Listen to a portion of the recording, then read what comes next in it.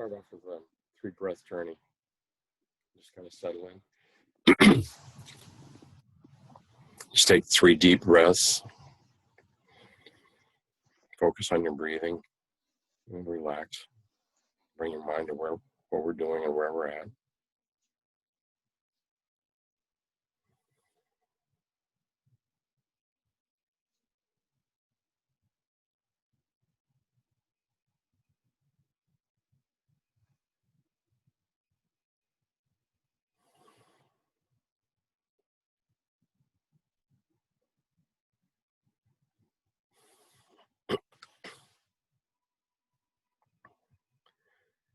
As you guys know, we're talking about the 4 immeasurables. And this week we're covering the 4th immeasurable of equanimity. And these are aspirations that Buddhism recommends that all people should take or have. The 4 virtues of loving kindness and love, compassion, sympathetic joy, and equanimity. And as we discussed before, this is an analytical meditation where you, I'll present the Buddhist line of thinking, and you're listening to it, and you're thinking about it and analyzing it and seeing if this makes sense to you. And the 3rd part is the meditation part, where you meditate on this and try to take it into your psyche and try to utilize it and incorporate it as you're meditating. You're trying to apply the principles that you've thought about, and you've decided that they make sense if they do. The prayer for the equanimity aspect of this is, may all sentient beings stay in a state of equanimity, free from attachments, aversions, and aversions to those near and far. I'll read that again. May all sentient beings stay in a state of equanimity, free from attachment and aversion to those near and far. Okay, with the Buddhism, the definitions of the terms are really important. It's important that you really understand what is meant by this, and what are the definitions of this term. So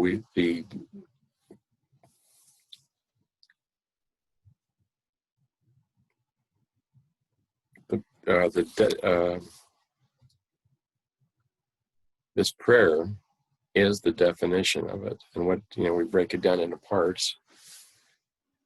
And may all sentient beings, all living beings, including yourself, including everyone around you, your circle of friends, and the neutral people, and people that you have difficulty with, and the ones you can consider enemies or would wish you harm, they're all included in all sentient beings. Be in this state of equanimity, which we're going to try to attain, free from attachments or aversions from those near or far. The attachments and the aversions are, I think, are the hindrances that we talked about earlier. The hindrances of desire and attachment, where I need to have something in order to be happy. The attachment of aversion, that I need to push somebody away because they make me unhappy. I need to push them away, and it can be resentment, it can be hatred, it can be anger. The attachment of torpor, or just a dullness of your emotions and your senses. It can be anxiety or restlessness, where I can't be happy because I need to be someplace else or trying to do something else, and there's just a free floating dissonance within your mind. And doubt. And doubt is another one. As we covered earlier, doubt is a fairly large hindrance. There is the doubt of curiosity. I think you're wrong, but I'm not sure. Tell me more, or I'll watch. I accept that you're a free human being, able to go your own way, and I have to respect that. And while I disagree with you, or I disagree with your reasoning, I give you the right to pursue that. And I will watch in curiosity, and I will try to learn more, but I'll watch in curiosity. The other aspect of Tao, which is a hindrance, is criticism and criticizing them and finding fault with their behavior. That blocks you in, that you're adopting this state of mind that is a negative. It's a hindrance to happiness, entertaining this and maintaining this state of mind of judgmental and criticism. So doubt as a curiosity is helpful. Doubt as a judgment or a condemnation is a hindrance to happiness. So we're trying to lose these attachments and aversions, the tendency to entertain these thoughts, to give these thoughts energy. Anytime that we're entertaining any of these thoughts, we're not happy. We're suffering. Anytime we're not happy, we're suffering, and anytime we're suffering, we're not happy. They complement each other. Curiously enough, equanimity, the master meditators suggest equanimity is the first thing you start with on your meditation. And you try to recognize and enter a state of equanimity in your meditation, and that is the fertile ground that you're building all your other immeasurables on. First establish equanimity, then go to love, then go to passion, then go to sympathetic joy. That's the progression that is recommended, because it is the foundation for the others that you're trying to build on. We start with love generally when we're beginning this meditation, because it's easy for people to bring to mind that emotion of love, or a deep love. We can't identify with a loved one or a person that's done us a lot of been a lot of benefit to us in our life, a spiritual mentor, or someone we used to emulate. It's easy to conjure up this feeling of love, and once we've identified it, it's a little bit easier for us to expand upon it and try to build on that. And that's kind of what we're doing when we're meditating, is we're building a pattern of, I can go to love easily. I keep going here. I'm establishing a pattern of, I know what love feels like. I identify this feeling of love. And it's easier each time than to go to this love and say, okay, I'm recognizing that I'm in a bad place, and I need to go to love. Or how do I bring loving kindness into the situation, or compassion? So we're practicing, each time we meditate, we're practicing this ability to bring our love up. In order to have a true love that we're trying to attain, we're aspiring to have this love for all sentient beings. It's easiest in our meditation, once we get a little bit of established in it, to start with equanimity and to recognize that all people are suffering, and we have obstacles in our mind to this equanimity. One of the examples used was the story of the rice farmer, and he irrigates his field. The first thing he does is he levels the field. He makes the whole field equal and level, so that the whole field is watered evenly, that you can spread this water out, and it waters all areas of the field evenly. And if without that equanimity, without that leveling, then in my life I might give more. It's natural that I give more love and compassion to those that I love, or those that are close to me, or my circle of friends. And it's easier for me to ignore or not engage people that I find aversive, that are difficult to be around. And so I will make it a point of not being around them, and I will make it a point of, harboring my aversions to them and entertaining those aversions. So if I can level the playing field, it's important, and to establish this equanimity. And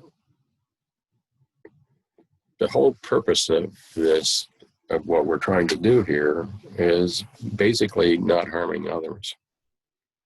We're aware everyone wants happiness. All people want happiness. All beings want happiness. And we're aware that all beings are suffering. I'm suffering, you're suffering, everyone around you is suffering. Sometimes they're hiding it more than others, but they're suffering. There is an area of their life that it's hard for them to be in and maintain this happiness. So basic to this meditation is the idea that I will not harm other people. I will not be a cause of their suffering. And that's my intention as much as I can. And with my human failings, I might fail at that, but then I need to bring that to mind and recognize it so I don't repeat it, and perhaps apologize and recognize to them that I made a mistake and I was in error.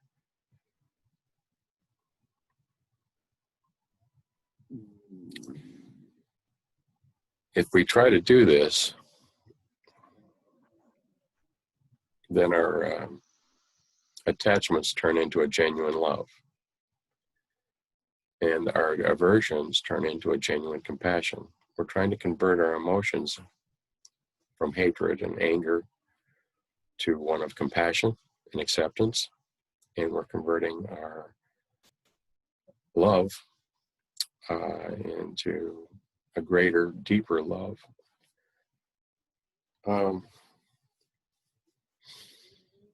Friends are difficult relationships, friendships, and everything changes, always. That's one of the basic tenets to Buddhism is impermanence, and people change, and situations change, and if I need to be in the company of my friends and I'm dependent upon my friends for happiness, there is a dependency there. There is an attachment. This is the attachment we're talking about. What do I get out of it? What's for me? I need this. This is a needy friendship. I have the mental dependence on this, and if the friends change, I'll get hurt feelings, or if the friends develop new friends that they prefer their company, I'll end up with hurt feelings. If they choose to move away, there can be resentment or anger or hurt feelings. So a equanimity based upon that is you're kind of basing it on shifting sands. At the same time, some of my enemies may change, and we may find some things in common, and my enemies may become, a source of equanimity and friendship. I can't count on them remaining enemies, and I can't count on the neutral people remaining neutral. Everything changes, and relationships change. And for me to base my happiness on this staying the same and maintaining this is kind of basing my happiness on sinking sand. This is shifting. That isn't to say that we can't cherish being with other people. It's to say that the love that we're trying to develop is one of more equanimity. It's okay. The two people are the same kind of. The suffering is the same. Compassion, the people that I need compassion for are the same as the people that I can have this loving kindness. I can love loving kindness with both. One is also using the vehicle of compassion and recognizing that I'm leveling the field here. Another way of looking at this is that aspirations. I aspire to be my highest self, and these aspirations that the Buddhists are presenting here in the virtues are the ideals. And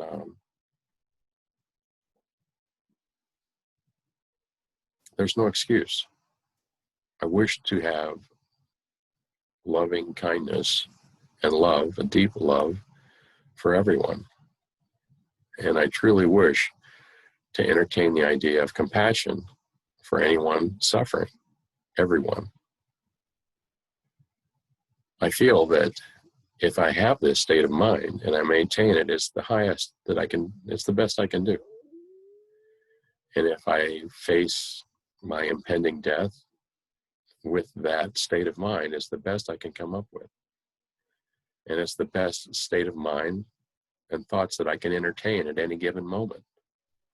Right now, what thoughts am I entertaining? Are they thoughts of anger? Am I harboring anger or aversion or resentment? Or am I harboring thoughts of compassion and loving kindness and a genuine love? A genuine love meaning for all sentient beings spread evenly. So in order to maintain this state of mind, it's kind of like it's got to come from within. It can't be dependent on attachments, and it can't not be responding to aversions. I can't be at the whim of something I have no control over. I have control over my thoughts. I can control my thoughts. With concentration, with meditation, I have the ability to recognize when I'm entertaining negative thoughts, and I have the ability to generate positive thoughts. With that knowledge, there's an empowerment. And the Buddha's idea that actions have consequences. Good actions, good thoughts bring about good actions, which will bring about good consequences, which is good karma. Bad thoughts, if I entertain anger and resentment, it's going to generate a behavior. It's going to generate consequences that are less than what they could be, negative consequences, and I will suffer as a result. I will lose my happiness. So being attentive to my thoughts at all times, in the moment, this very precious moment, this very precious instant right now, is what is creating my life. And I'm generating a karma. One thing that works for me is that if I run into a situation, particularly with people that I have a difficult time with or enemies, there is a tendency that they should be punished. I need to punish them for their behavior. They're hurting my feelings. I need to punish them, which generates anger and resentment. And, these are thoughts that aren't conducive to loving kindness and compassion. And I try to entertain the thought that karma will take care of them. I don't need to. God will take care of them. And if I'm misinterpreting their actions and they're really good actions and I'm just missing it, God will take care of them. Karma will take care of them. It will unfold. I don't need to do anything. I don't need to leave center. And I don't need to leave this place of loving compassion and loving kindness because that's where I'm happiest. I don't need to be concerned about generating consequences for their behavior. Law enforcement, you can get into the details, and I think that if you think this through, it does hold. What is the motivation for doing this? Well, I deserve it. That is an initial motivation. I deserve to feel happy. I deserve to feel kind. It's the highest place that I can take my mind, and there's no reason why I shouldn't. And I use that for an interim motivation, and actually the optimum state of mind is I'm unaware that I'm doing this for the good. It's just who I am. It's just how I respond to the situation naturally. I'm not doing it because my friends will like me better. I'm not doing it because people will praise me or recognize me for recognition. I'm doing it because it's who I am. It's who I want to be. If I follow my bliss, which is a Joseph Campbell term, if I follow my bliss, this is where it will lead me. I will let go of my attachments and I will let go of my aversions,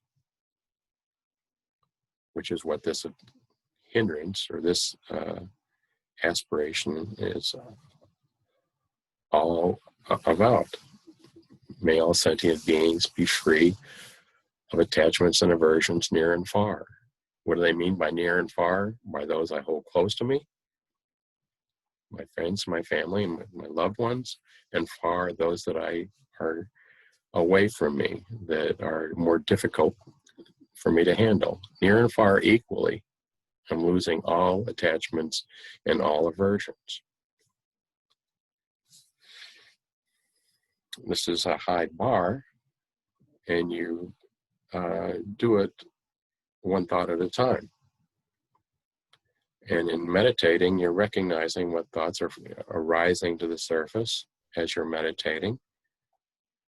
And you're recognizing the thought for, is it a positive thought or is it a negative thought?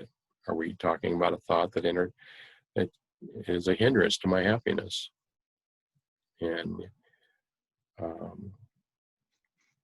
justified anger is still anger. Whether it's warranted or not makes no difference. It's still anger. And it's still blocking your happiness. It's in my best interest to forgive them and move on. Even though they may not warrant it, that's beside the point. That's what the forgiveness is about, is allowing them to be who they are, and it does not necessarily throw me off my center of a state of loving kindness and a state of presence and compassion and utilizing the sympathetic joy of being happy for other people's good fortunes and being happy that other people are loved. For people I love are loved by others, and the people I love are giving love to other people also. Isn't that beautiful? And if you'll generate sympathetic joy for this instead of resentment or jealousy, it's a state of mind that I wish to cultivate. And if I can manage to cultivate this and follow this progressive steps, may all people reside in the state of sublime bliss. Sublime bliss.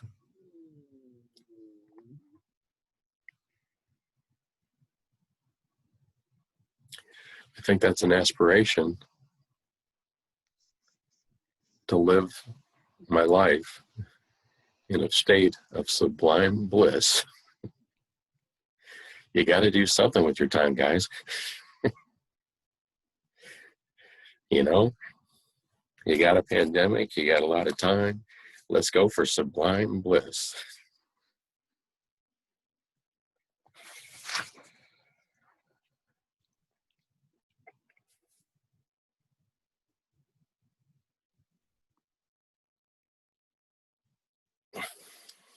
They tell a story of a Buddhist monastery in India, and a layman wanted teachings. He wanted to understand Buddhism more deeply. So he goes to the monastery and he finds a meditating monk sitting there meditating. And he asked the monk to explain the teachings to him. He wanted to understand Buddhism more fully. And the monk said nothing. And he asked him again, and the monk continued to sit there meditating, not responding. And the layman went home, feeling very frustrated. He'd been told too little. He had asked for some direction, and he'd gotten nothing in return. So he went back the next day, and he found a very scholarly monk who knew a lot. And he asked the questions, I'd like to know more about the Buddha's teachings. And the monk went on to great length about Buddha's teachings and about the finite arguments and all the details and the ins and outs. And the layman went home that night feeling he really hadn't learned an awful lot because this all went over his head and he'd been told too much. So he went back to the monastery the next day, and he ran into a guy by the name of Ananda. And Ananda is well known in Buddhist stories. He's an attendant of the Buddha himself, so he has a close relationship. And he told Ananda that he told Ananda the story of going and, the monk told him nothing. And coming back, and the monk told him too much. And Ananda says, okay, well, I'll need to tell this guy about the right amount. So he taught him, the layman, and the layman went home that night and didn't feel like he learned anything. It wasn't done adequately. And Ananda went to the Buddha and told Buddha how this had unfolded. And the Buddha said it's the nature of unenlightened people to blame others, to be aware of this. You have no control over this. People will blame you for your behavior, blame you for your attitude, and to recognize you have a tendency to blame others for your actions. And that this kind of addresses the idea that justified anger. I would be a good person, but this other person is making me be this way. I have no control over how I'm responding to them. They deserve me to be this way. I need to punish them. Blaming them for my actions may be justified. That's beside the point. The point is, you need to stay in the saddle all the time. You need to stay in the saddle of compassionate love and equanimity, and not allow other people's actions to make you lose your place. You owe it to yourself, and to recognize your responsibility to yourself, and to keep these people in your life at a place while you might have compassionate love and you wish them happiness and the cause of happiness, and why you might have a loving kindness for them, and you recognize their suffering and you have compassion for them and you wish them not to suffer. You're not going to sacrifice your center over it. You're not going to give up your equanimity. So it's good perhaps to have people close but not too close, and distant but not so distant that you don't have a connection with them. And the idea that you have relationships where you need to be doing something with them all the time and talking to them all the time, you're kind of placing your equanimity on shifting sand. They can die. Something can change. The situation can change, and you shouldn't.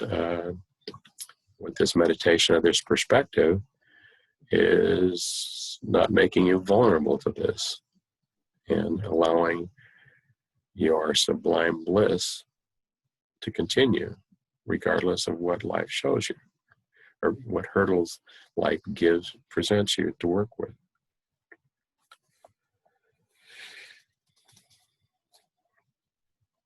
I think I need to mention, we covered the hindrances before, and to recognize the connection between the hindrances and these negative thought patterns that we've traditionally or have habitually entertained, the connection between them and our unhappiness and the negative consequences of maintaining those. Just because we've always been entertained that and always done it, it does not mean that we should continue it. And to recognize that can be the source of our unhappiness, and we need to address it, is something that's the meditation. That's what we're trying to accomplish here. That's what you're doing when you're sitting in meditation, particularly when you're sitting in insight meditation, trying to gain the insight of the connection between your behavior and your feelings.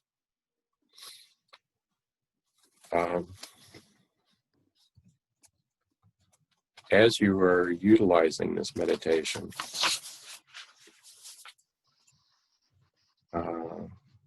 sometimes you need to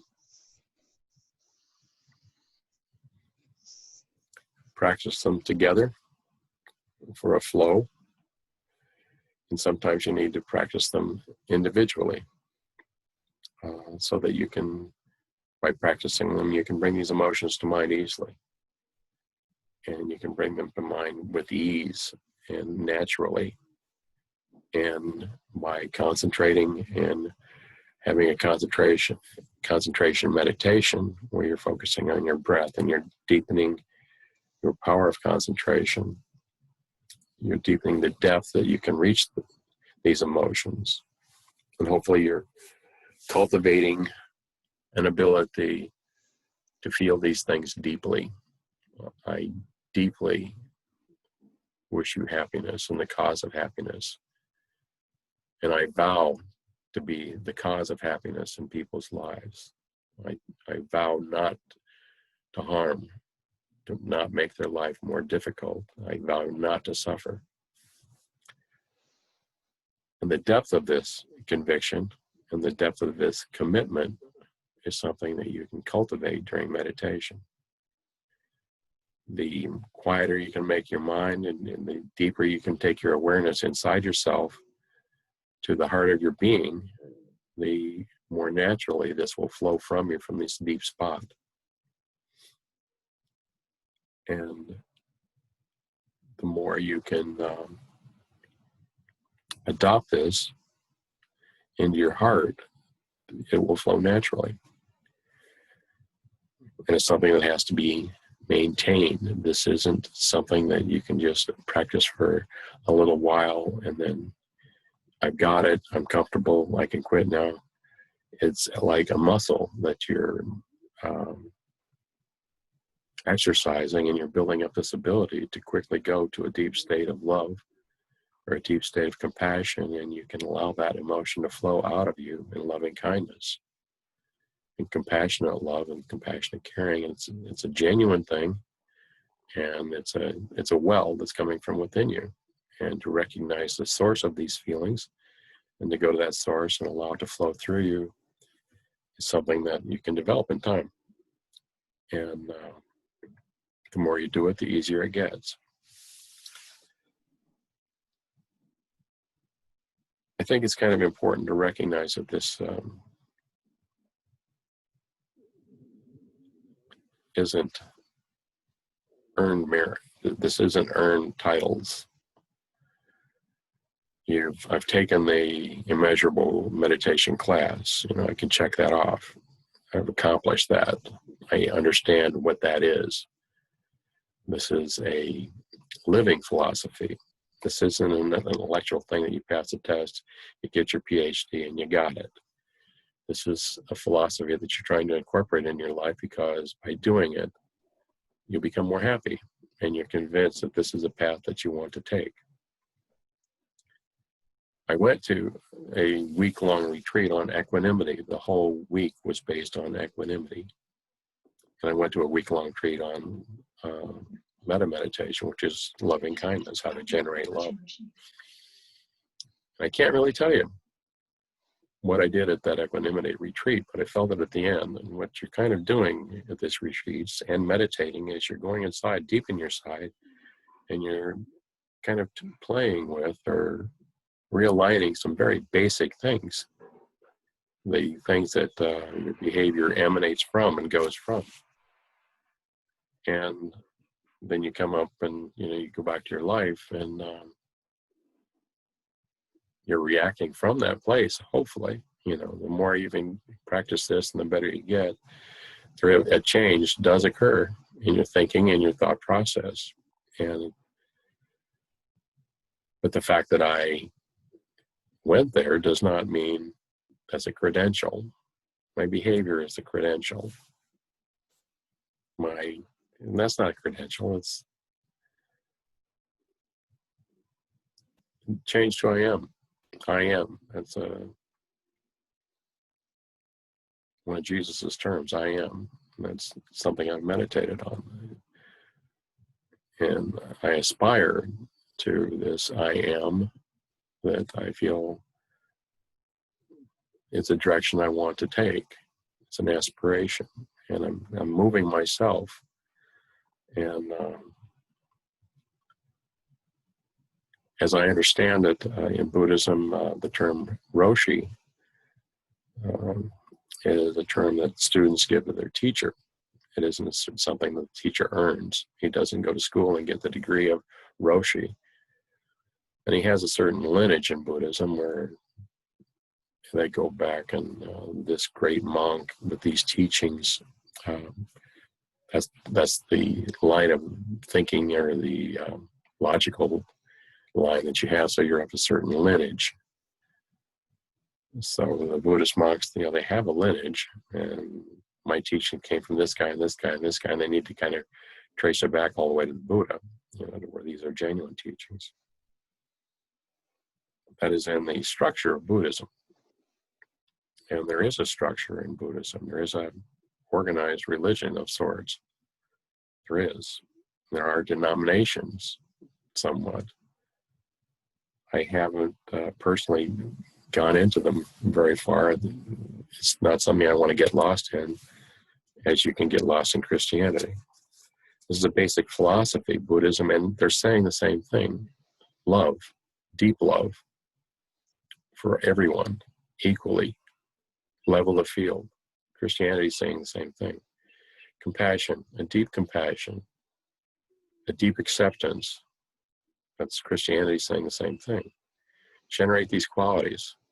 Go deep within yourself and try to lose all your attachments and aversions.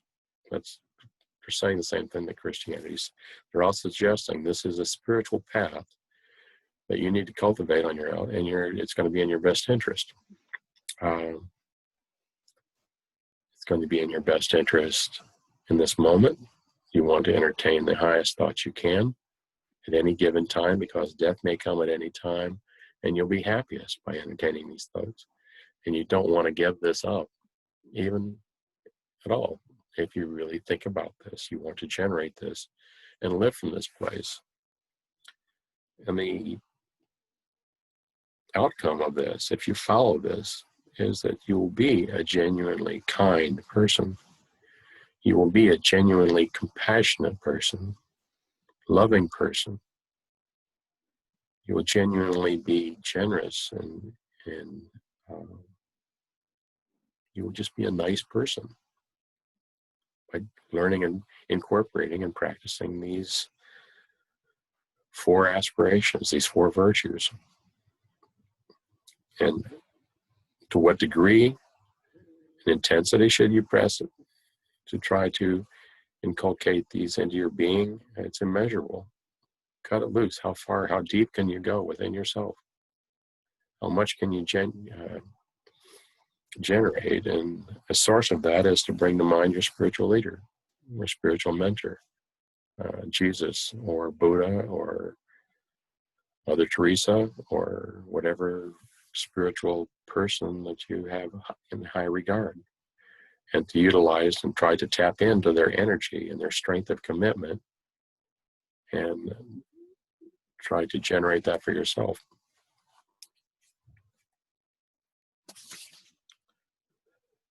When you do that, sitting on your pillow, you'll be able to generate the motivation and the strength to take it out into your life and practice it. You can realize it in your life and generate being a cause of happiness in people around you and your society and life in general. And I think that there can be no limits on how much we should do that. And this is something that as individuals we can take responsibility for. I'm responsible for me. I'm responsible for my actions. I'm responsible for my state of mind. I'm responsible for my motivation. I'm responsible for my intentions. And I aspire to have them be good and the highest. And I will not compromise from that. I will exercise discipline over my mind and my thoughts. And I will go in this direction. And I will be a source of positive change.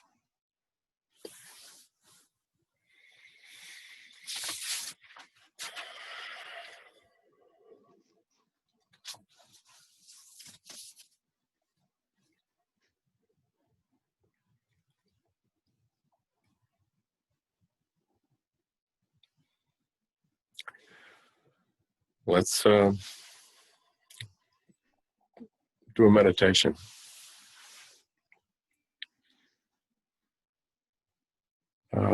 This is a line of thinking, as I mentioned before, that being led into meditation, it can be somewhat disruptive. And this is the pattern, or this is the flow of a meditation that you can generate within yourself, sitting on your pillow each day. And to go through the steps and to bring to mind the emotions and the intentions, and to be aware of the attachments and the aversions, and to correct them daily. And every day, every week, things come up that have to be dealt with, and you have to decide, how am I going to handle this situation, and going to a place of loving kindness and compassion to generate how you're going to respond to this is a really good way to exercise wisdom and do things with intent. And you've thought this through, and you are not going to do things off the cuff and do something you're going to regret later, or say something or act in a way that you're going to regret. You come to this place of loving kindness and compassion, and consider the situation, and keep coming back to loving kindness and compassion, and reconsidering the situation to where you can come up with a perspective that you can entertain this and still ideally maintain a place of sublime bliss and acceptance.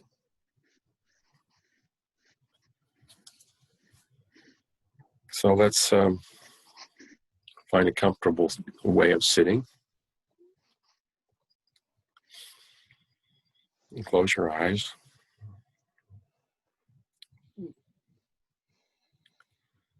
Take 3 deep breaths.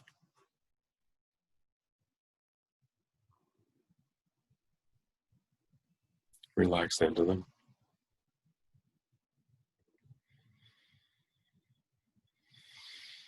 Just continue relaxing. Quiet your mind. Breathe in. And notice what it feels like to breathe in and inhale. Exhale, and notice what it feels like to exhale and how they're different.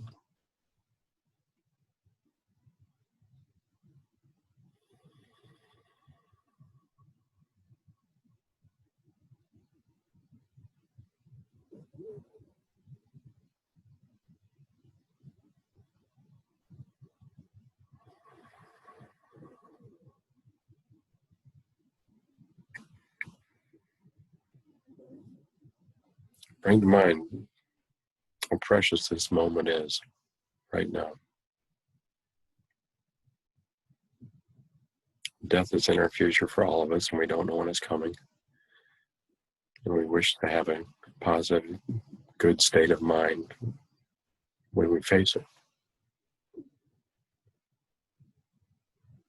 This moment is precious.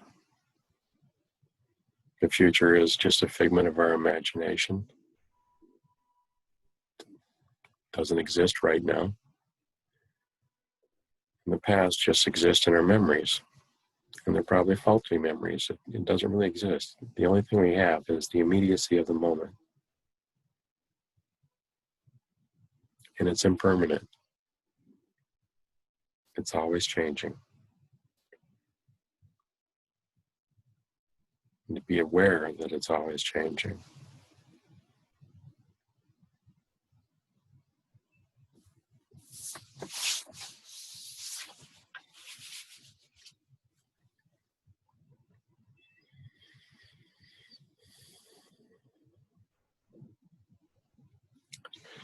And try to generate that emotion of equanimity. That level field of emotions and loving kindness that you have for everyone.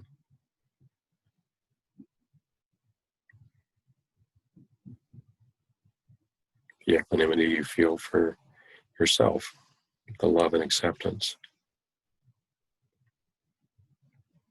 the forgiveness of transgressions that you've had in the past that you regret.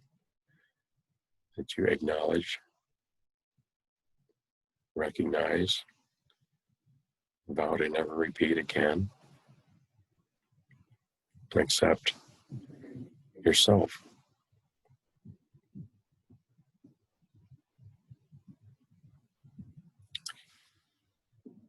Bring into the circle your friends and family.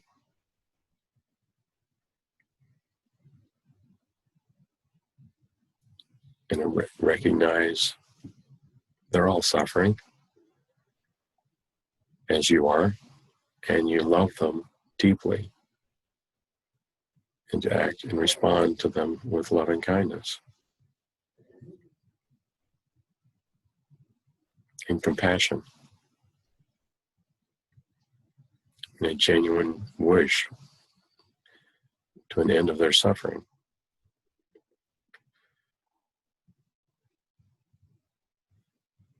And vow to be a source of happiness for them equally,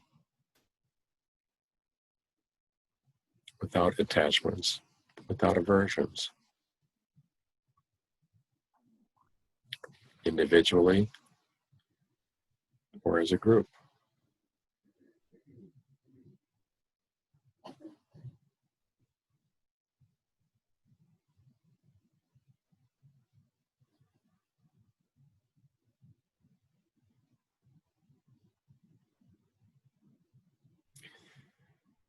Identify that love that's deep within yourself, all-encompassing,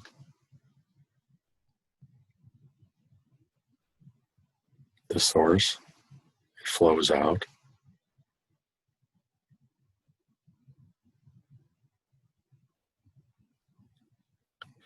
And allow it to direct and permeate your actions and interactions with these people.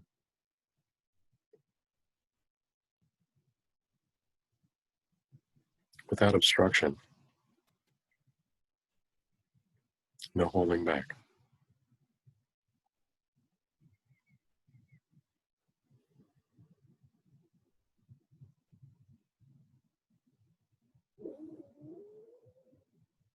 And bring to mind the neutral people around you, the ones you're acquainted with but don't know very well, and generate the same feelings.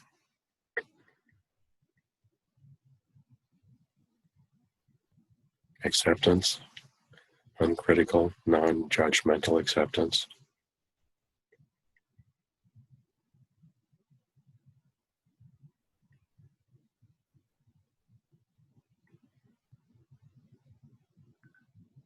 A flow of love and expressed with loving kindness.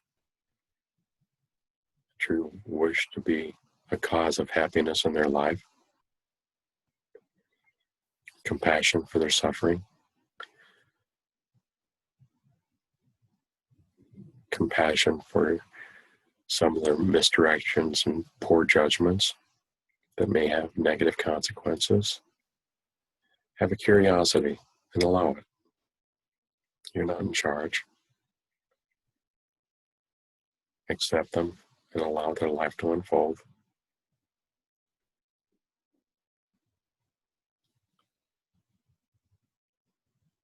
It's a curious love.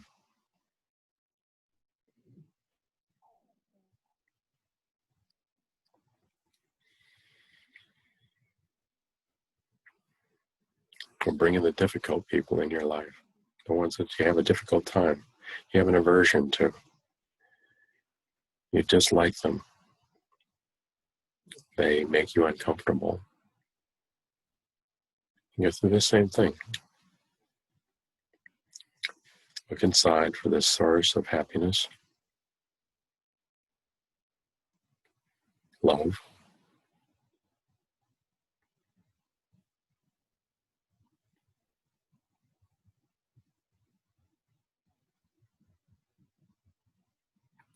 Interact with them with loving kindness and compassion and acceptance, non-judgmental, not critical. You may not agree with them. You may not condone what they do. You just recognize they're a person. They're an individual suffering just the same as you are, doing the best they can to be happy.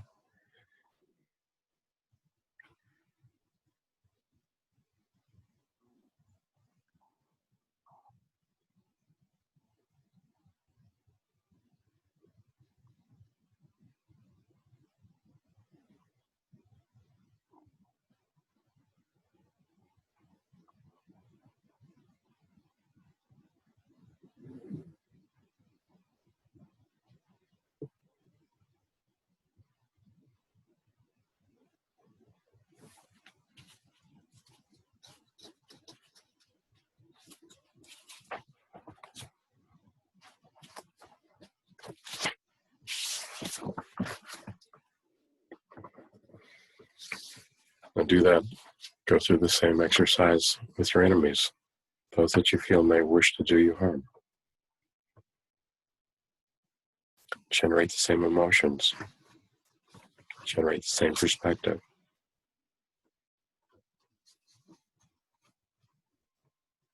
Generate the non-judgmental, uncritical aspect of the relationship, allowing them to be, accepting them for who they are, even though you don't agree with them.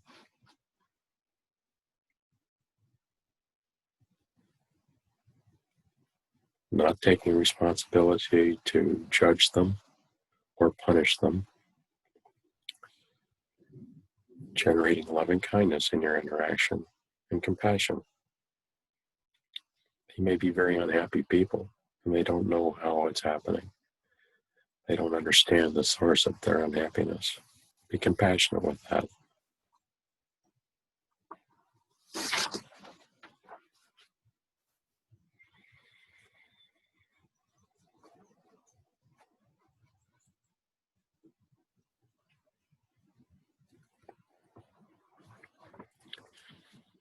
Any feelings of anger or resentment or hard feelings, and allow those to evaporate from this relationship just for now.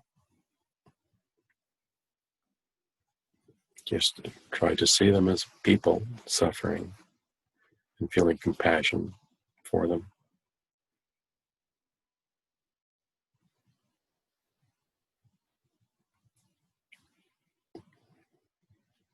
And vow to try to be a cause of happiness in their life, you personally, as best you can.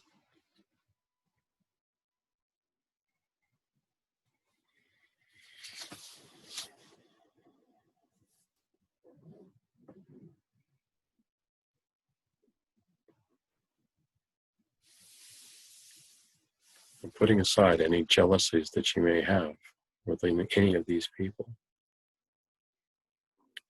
whether it be a desire for physical or material things that they have, or you want a desire for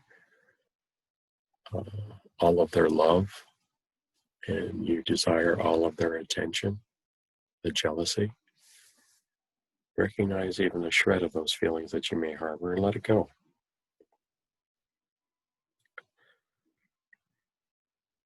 In its place, rejoice in the fact that their life is full and happy. Rejoice in the fact that they are happy and they have a cause of happiness. And the sympathetic joy of recognizing that this is a very positive thing for them, and in rejoicing for their happiness, it also makes your life happier and fuller. Allow that to flow out of you.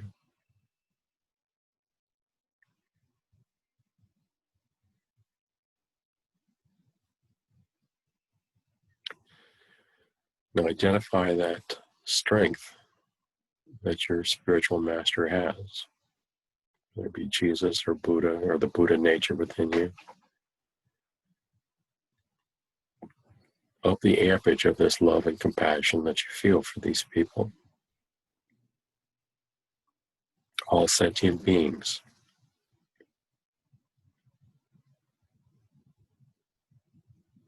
How strongly can you generate it? Fill yourself with this feeling of love and compassion and loving kindness.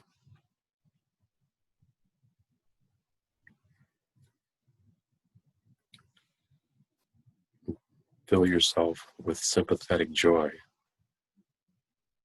for their happiness of others.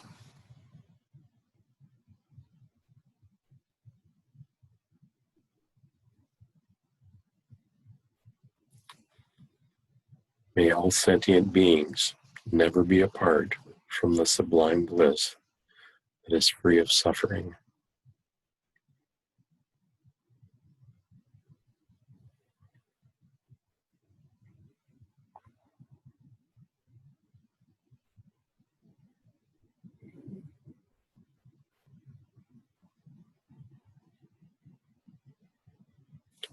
May all sentient beings have happiness and the cause of happiness.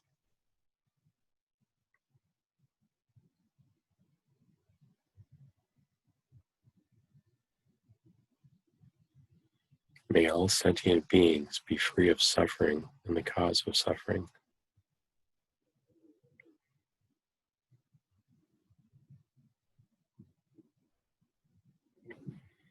May all sentient beings be free of attachments and aversions near and far.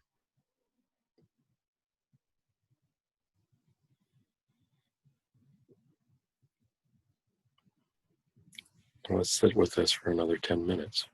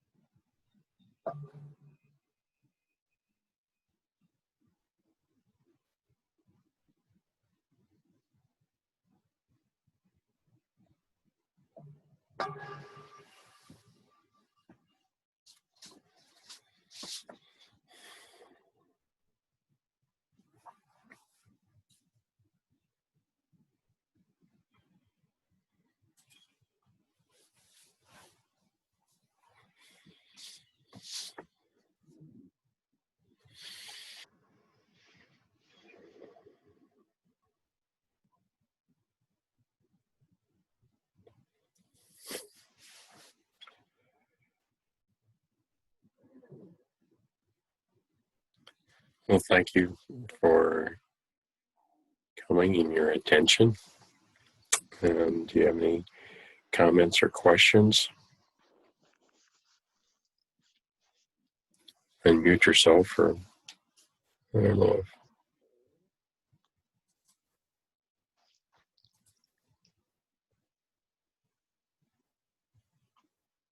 I'll unmute you.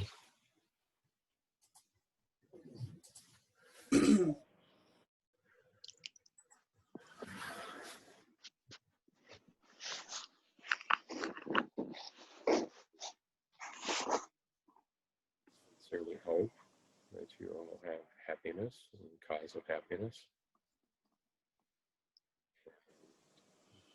This is a benefit and will give you a tool for coping with your lives and the obstacles and hindrances that you're running into to your happiness.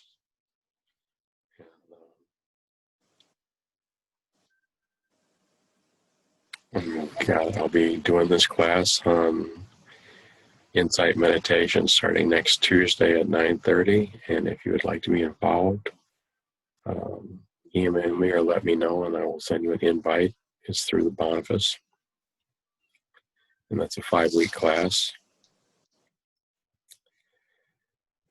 And I will take a look at my schedule and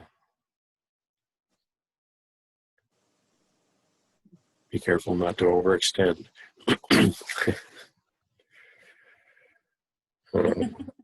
Be messing with my equanimity.